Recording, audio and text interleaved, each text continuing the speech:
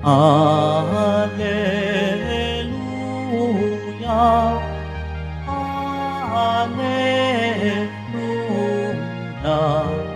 Alleluia, Alleluia.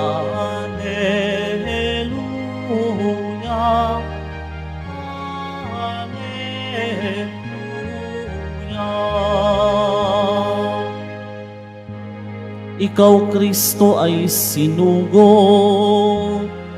upang sa dukhay magturo, magpalaya sa bilanggo. Alleluia,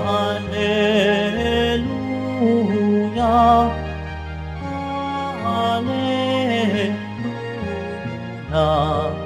Alleluia, Alleluia.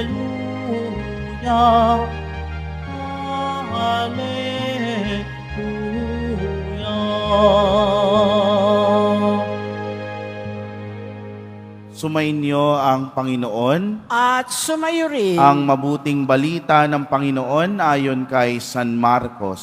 Papuri sa iyo, Panginoon. Noong panahong iyon, nakita ni Jesus ang napakaraming tao. Nahabag siya sa kanila sapagkat para silang mga tupang walang pastol. At sila'y tinuruan niya ng maraming bagay. Nang dapit hapon na, lumapit sa kanya ang mga alagad at ang sabi, "Ilang ang pook na ito at malapit nang lumubog ang araw. Payaunin na po ninyo ang mga tao sa mga karatignayon at bayan upang makabili ng pagkain." Ngunit sinabi niya, "Kayo ang magbigay sa kanila ng makakain." Bibili po ba kami ng halagang 200 denaryong tinapay upang ipakain sa kanila? Tanong ng mga alagad. "Ilan ba ang dala ninyong tinapay?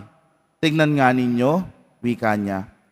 Pagkatapos tignan ay kanilang sinabi, 5 po at 2 isda. Iniutos ni Jesus na ang lahat ay maupo ng pulu-pulutong sa damuhan. Kaya't naupo sila ng tag-100 at tag-50. Kinuha ni Jesus ang 5 tinapay at 2 isda. Tumingala sa langit at nagpasalamat sa Diyos. Pinaghati-hati niya ang mga tinapay at ibinigay sa mga alagad upang ipamahagi sa mga tao. At pinaghati-hati niya ang 2 isda at ipinamahagi rin. Ang lahat ay nakakain at nabusog. Nang tipunin ng mga alagad ang lumabis na hati-hating tinapay at isda, nakapuno sila ng 12 bakol.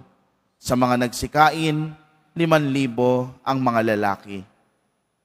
Mga kapatid, ang mabuting balita ng ating kaligtasan. Pinupuri ka namin, Panginoong Heso Kristo. Magsiupo ang lahat. Isang pinagpalang gabi po sa ating lahat. Good evening mga kapwa kong deboto. At gayon din sa mga kasama nating deboto rin, mga kapwa nating deboto sa ating online community, sa iba't ibang social media platforms po ng Quiapo Church. Ang pagpapala ng Pong Jesus Nazareno ay sumainyo. Ilang araw na lang, bukas at sa makalawa ay pagdiriwang na natin ang kapistahan ng Pong Jesus Nazareno. Kaya tayong mga deboto ay pinaalalahanan na maging replika, sabi nga na buhay na replika ng ating Pong Jesus Nazareno.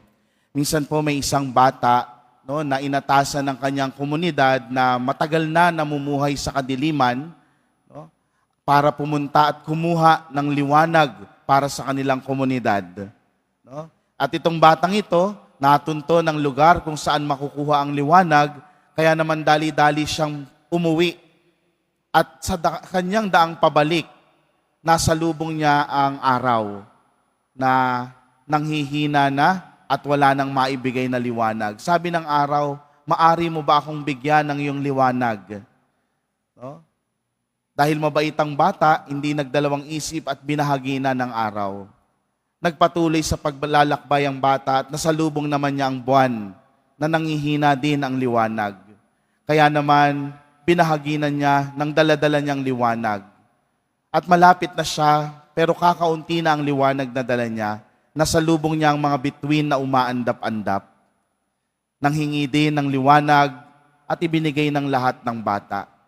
Kaya pagdating niya sa kanyang komunidad, sabi niya, nalulungkot ko po, naubos na ang liwanag.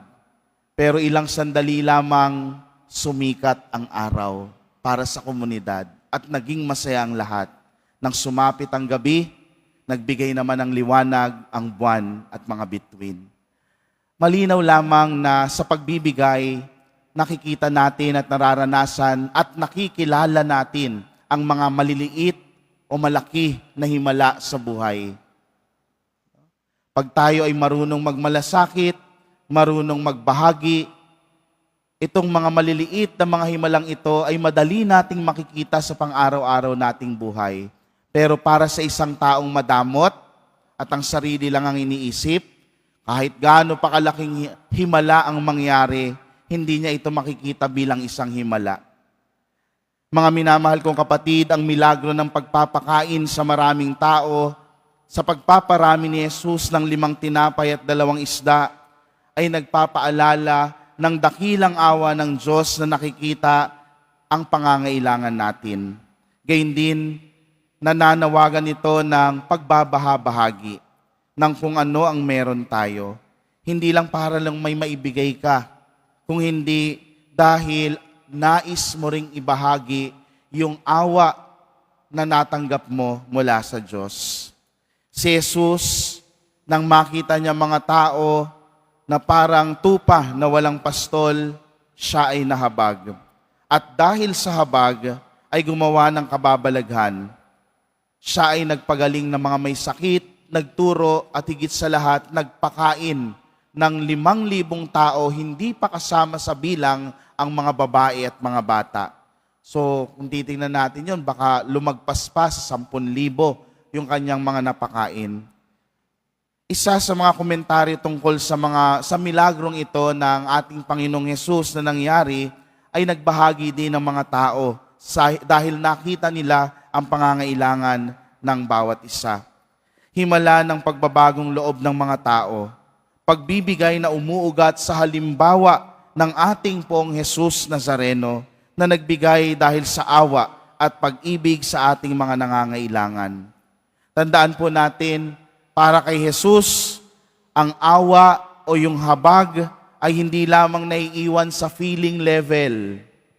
No? Baka mamaya naawa lang ako, pagkatapos lumagpas na, wala na. Yung awa ay dapat nagdadala sa atin sa pagkilos, sa pagmamalasakit at pagbabahagi. Ito sana ay tumulak sa atin na tumulong at magbigay ng kung ano ang kaya natin. Hindi lang ang makapagbigay pagkatapos ay tapos na, ngunit ang siguraduhin na ang kapwa ay mamumuhay ng husto at matiwasay. At ito ang katangian ng ating Poong Hesus Nazareno bilang ating tagapagligtas. Sa kanyang awa at habag, ibinigay niya ang kanyang sariling buhay. Bilang mga tagasunod ni Kristo, bilang mga kapwa po deboto ng Poong Hesus Nazareno, ito ang inaasahan sa atin, hindi lamang sa mga susunod na araw, kundi sa araw-araw ng ating buhay. Maging mga buhay tayong mga replika ng ating Poong Hesus Nazareno. Kayang magbahagi, kayang magmalasakit, nang makita natin kahit ang maliliit o malalaking himala na nangyayari sa ating buhay. At nang sa gayon, tayo rin, maiparanas natin sa iba ang himala para sa kanila.